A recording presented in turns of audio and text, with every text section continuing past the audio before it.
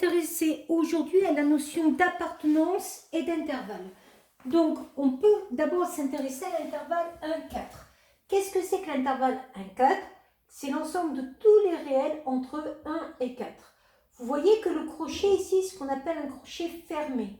Ça veut dire que le crochet va vers la solution. Ça veut dire que le 1 est compté.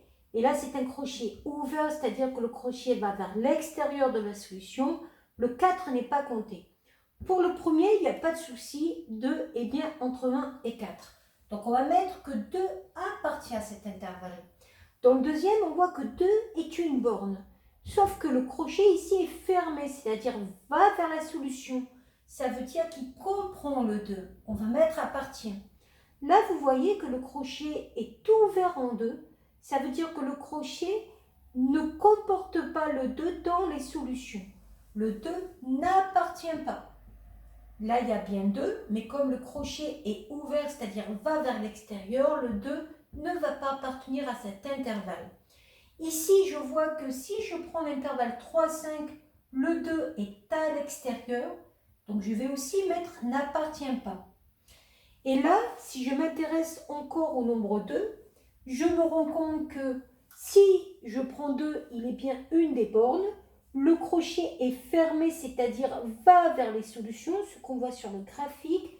Donc, on va mettre appartient. On a aussi des intervalles du type moins l'infini et plus l'infini. Qu'est-ce que ça veut dire? L'intervalle moins l'infini 4 veut dire qu'on va prendre tous les réels qui vont jusqu'à 4.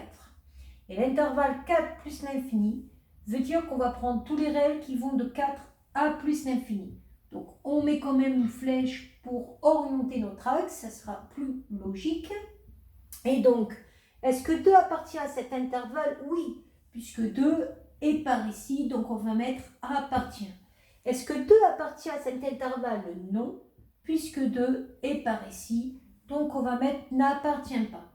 Alors, il y aura des petits pièges quand le nombre que vous voulez n'est pas un nombre décimal. Si je prends le nombre pi, par exemple, pi, on pourrait se demander, est-ce qu'il appartient à l'intervalle 3,14 fermé et plus l'infini? Alors, il faut bien vous dire que le nombre pi n'est pas égal à 3,14. Il fait 3,14 avec des nombres qui vont à la suite et qui ne se finissent pas. Ça veut dire que, comme ça, je peux dire que pi appartient à cet intervalle puisque 3,14 et les nombres qui ne se finissent pas seront bien plus grands que 3,14. Par contre, si j'avais pris comme intervalle moins l'infini 3,14, fermé en 3,14, vous auriez pu penser que pi appartient à cet intervalle puisqu'il fait à peu près 3,14. Mais comme je viens de vous dire, pi en vrai, il est un peu plus grand que 3,14. Ça veut dire qu'il va être représenté un petit peu après. Donc si je prends cet intervalle-là, je me rends compte que pi n'appartient pas à cet intervalle-là. Voilà.